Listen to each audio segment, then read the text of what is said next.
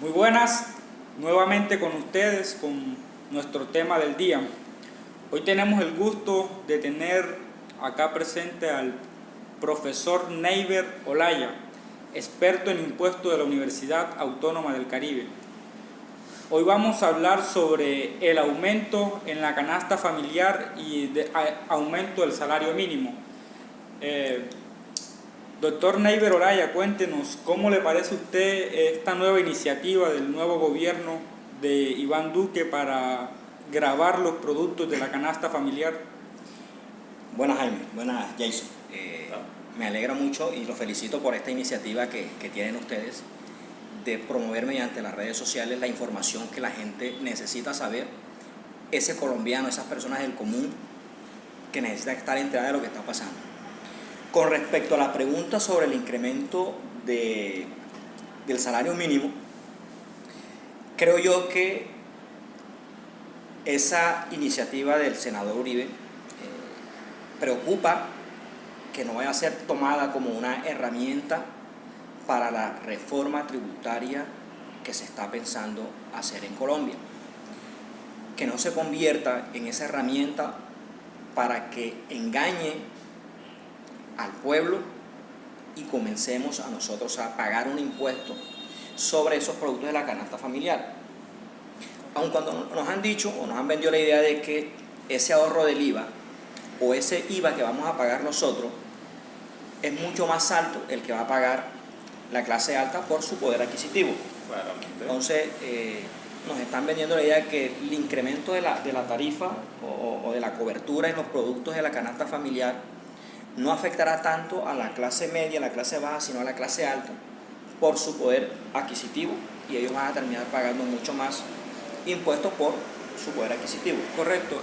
Aprovechando esa gran respuesta, pues yo me enfoco en lo siguiente. El ministro de Hacienda dice que se va a gravar la canasta familiar, pero tiene pensado regresar a los estratos 1 y 2, unos bonos, unas bonificaciones o unos subsidios, digámoslo así, para regresar ese IVA a las personas. Pero ¿qué pasa? Yo pienso que Colombia no está preparada para hacer una estructuración de esa. Primero, porque se necesita un proyecto de bancarización donde se puedan depositar esos dineros.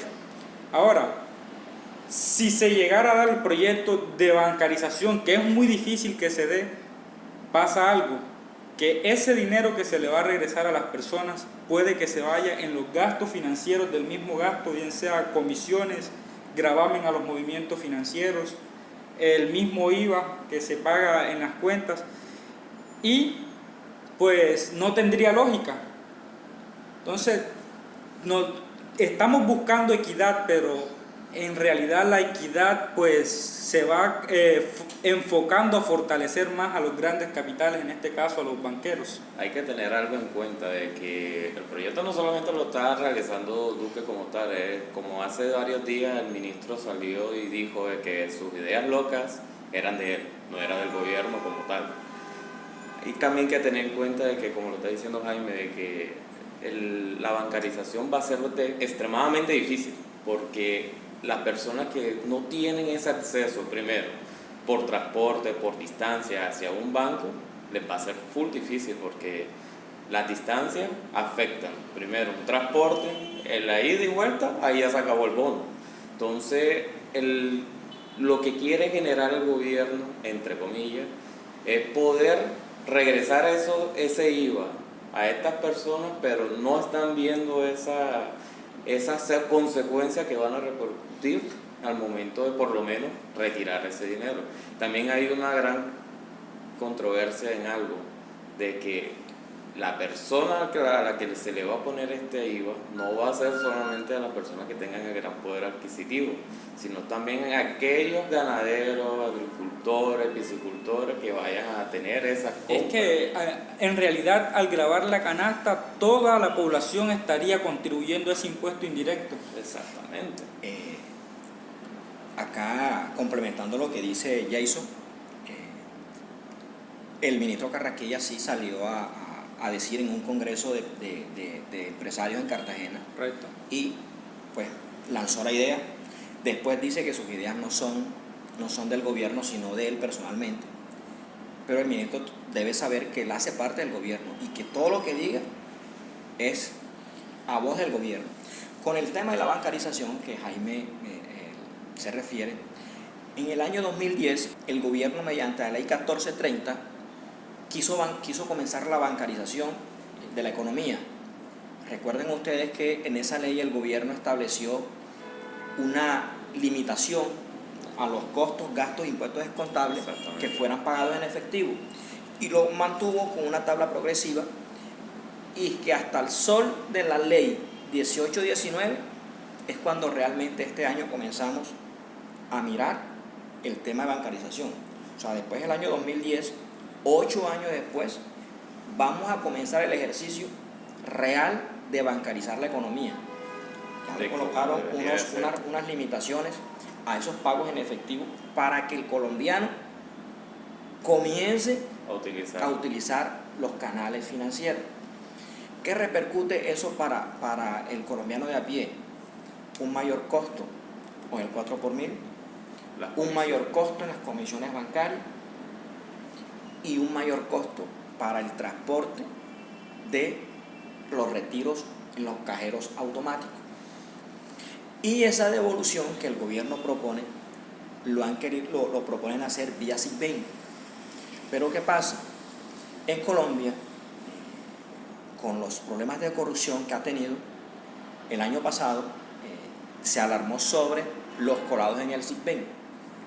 ¿Qué garantía tiene el colombiano? Ese que sí realmente pertenece a los estratos 1 y 2, de que su IVA se le va a ser devuelto y que no van a haber colados para ser beneficiarios de ese IVA que el gobierno pretende reintegrar al colombiano vía SIGBEN. Creo que la propuesta no está muy clara, y creo que la propuesta va a tener muchas fugas y va a tener muchos, tintes de corrupción. Sí, correcto. Yo creo que el impuesto más regresivo que existe, digamos, lo que es el IVA, pero hay un impuesto más caro que pagamos los colombianos, y es el impuesto de la corrupción que hay en nuestro país. Y por otro lado, la evasión en el país llega casi que a los 50 billones de pesos. Entonces yo diría, se están planteando estrategias para agravar la canasta familiar, para reducir la base del impuesto de renta. ¿Por qué no plantean estrategias para acercar esos mecanismos de lucha contra la evasión que tiene nuestro país? Ahora, los gastos de funcionamiento del país son demasiado altos y hay muchos gastos innecesarios. Tenemos el sistema de salud que está, digamos que prácticamente por el piso. Sí. En educación, pues cada vez bajan el presupuesto, lo mismo en deporte, pero sí hay muchas entidades que se nutren, como son la registraduría, la contraloría, la procuraduría. ¿Cómo es posible que en Colombia, para realizar una consulta, nos gastemos miles de millones de pesos? Algo de que ya por lo menos todo el colombiano, bueno, se demostró que como 11.647.000 personas que votaron por la consulta como tal, se gastaron casi 300.000 millones de pesos, o sea, nada más para hacer una consulta. Y fíjense lo que busca la norma, la ley 1819, desde el año 2016, era recaudar 5 billones adicionales, y en corrupción se van 9 billones de pesos. Entonces, lo que busca la ley de recaudar esos 5 billones que no se logró, le regalamos los 5. en corrupción se van 9 billones. Es decir, que si el gobierno planteara mecanismos de anticorrupción, creo que no hay necesidad de crear reformas tributarias que afecten al colombiano de a pie. Porque al final, el impuesto del IVA es un impuesto indirecto. Quien lo termina pagando es el consumidor final. Correcto. Nosotros, quienes compramos, quienes vamos al supermercado, quienes compramos una prenda para vestir, somos quienes realmente estamos pagando ese IVA. Y que esa devolución vía SIGBEN no creo que sea el mejor mecanismo para devolverle el IVA a los estratos unidos. Y no es solamente eso, que increíblemente nosotros tenemos el mayor índice de corrupción en todo el continente suramericano y nos está ganando, o sea, estamos por encima de los países que, por decir, son inferiores a un tercermundista como Haití. O sea, estamos superior a Haití en esa corrupción. O sea, como colombiano me siento decepcionado al ver de que estamos en esa categoría de que el gobierno roba, nos joden a nosotros, nos ponen más impuestos, ahora quieren subirle más a la gasolina, quieren subirle los impuestos a esto, nos engañan con la idea de que el salario mínimo va a aumentar solamente para volver las arcas de las pensiones más ricas todos los días. Entonces, Ahora, hay que tener en cuenta algo muy importante y vemos que el Estado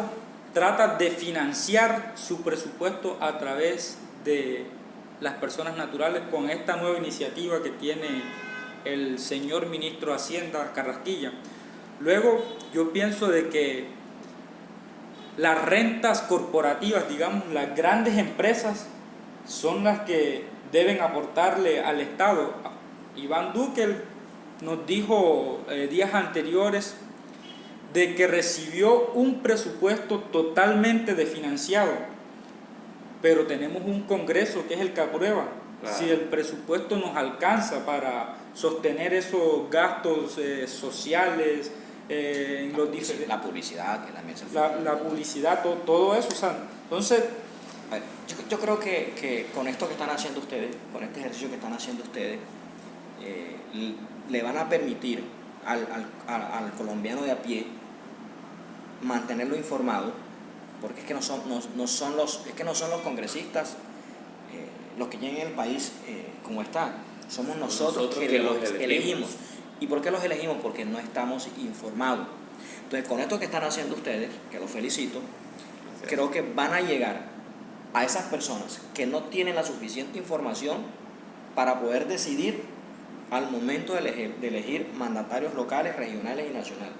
Entonces, por eso los felicito, porque van a impactar en ese colombiano que no tiene la información completa y que ustedes, mediante este ejercicio, creo que lo van a lograr.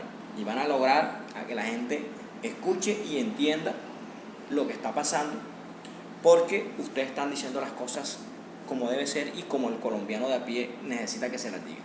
Los felicito. De antemano, muchas gracias, maestro, por aceptar nuestra invitación. Muy complacido con su respuesta a nuestro programa del día. Antes de terminar el video, quisiera hacerle una última pregunta. ¿Qué le ha parecido de pronto a la propuesta del senador Álvaro Uribe de incrementar el salario mínimo con el fin de que lo que se incremente vaya a las arcas de la pensión? A ver, mucho cuidado con la propuesta.